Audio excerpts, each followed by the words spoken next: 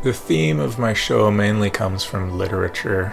I read continually, and mostly what I've absorbed from it is the fact that the experience of being human doesn't really change.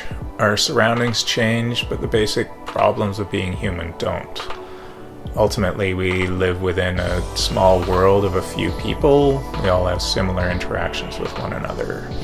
We all experience love, fear, friendship, petty arguments, jealousies. That's what being human is, and it doesn't really significantly change whether you lived 300 years ago or whether you live today or probably 300 years in the future.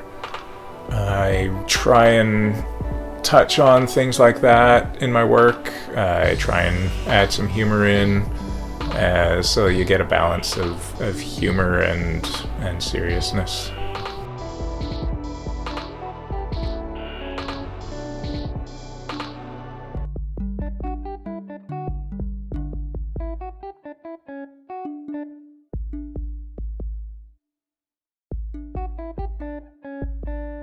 I definitely hope that people see a narrative or are able to create a narrative through my work, but I haven't explicitly formed a definitive narrative. I prefer to suggest possibilities and have people fill in the blanks or create links between different elements of the pieces. I think it's more interesting to hint at things while also inviting viewers to draw their own inferences from the work and create a dialogue that way. As for the order of the pieces, it was mostly a formal organizational tool so that the works looked balanced together as a whole.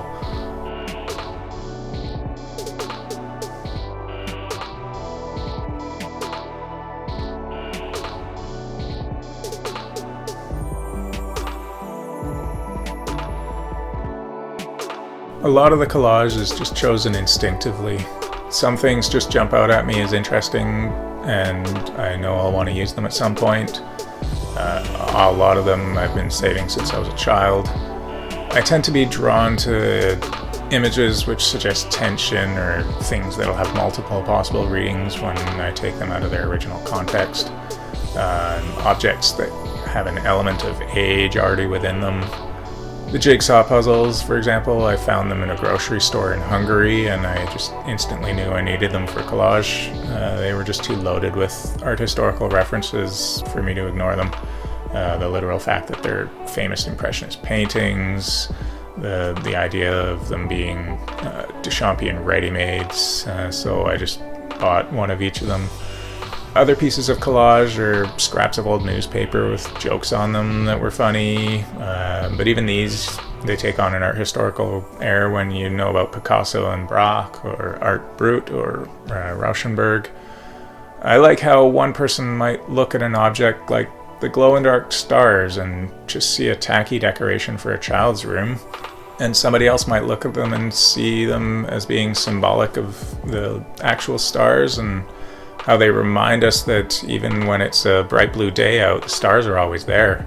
We just can't see them. It reminds us that we're tiny beings on a speck of rock hurtling through space around a star. They can become grandiose metaphors for human frailty. It all depends on the viewer's perspective.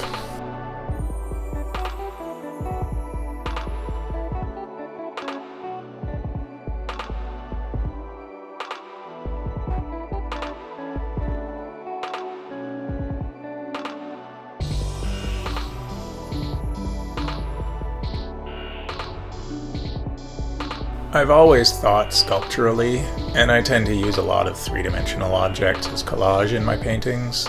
So I've always considered the sides of my canvases or surfaces when I'm painting. Whether they're painted or whether they're left raw, it's always a conscious decision. I like to use all the available space of a surface and use as many viewpoints as possible so that a viewer can approach from any angle, and I'm giving them something to look at and giving a hint of how to approach my work before they're actually standing in front of it. If a painting has all sorts of detail on the sides of it, it's a hint that there's probably even more on the face of it, and it's preparing the viewer to look really closely at all the little parts of the paintings. I started experimenting with different ways of using the sides in this series, and one painting in particular, Cannibal Cafe, is now up for sale. I approached in quite a different way. I painted the sides of it to look as if you cut a cross-section out and then looked through the sides, what you would see if you were looking at that image from 90 degrees off. So that was kind of fun.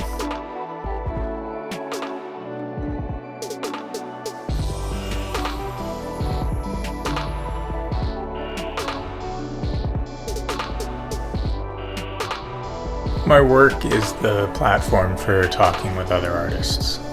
Art, for me, is exactly that. It's a dialogue with any other artist who has come before me and follows after.